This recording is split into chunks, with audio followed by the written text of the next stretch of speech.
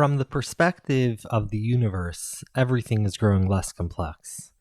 While some local energy flows are increasing, they're doing so through using up the finite potential energy, never to be replaced again.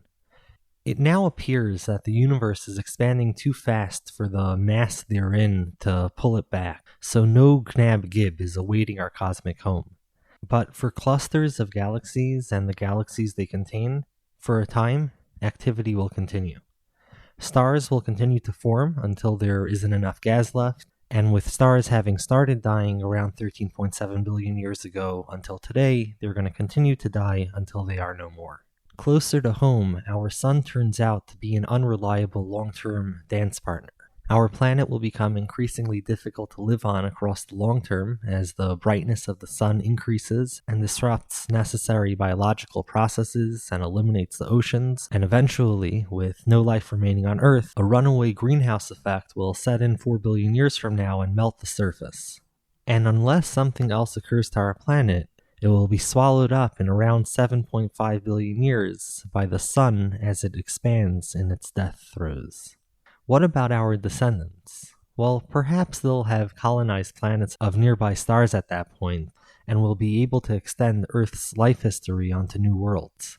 In doing so, we'll have returned from the unified, globalized state that we're currently growing into, and we'll move back to the disconnected human communities characteristic of our earlier history during the Paleolithic. The reason interaction will be difficult is that the speed of light will limit our capacity of communication at that point, and short-term interaction and increasingly long-term interaction will become impossible, and our capacity for communication as we take different evolutionary pathways may well be increasingly limited as well, even for those symbolic messages that may be conveyed.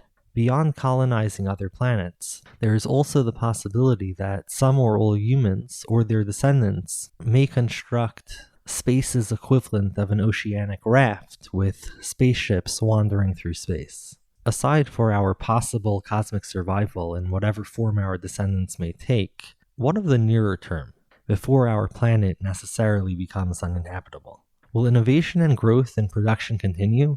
Can they continue without depleting our biosphere of necessities over the coming hundreds, thousands, and tens of thousands of years? We're moving fast, and we're changing more than we ever have.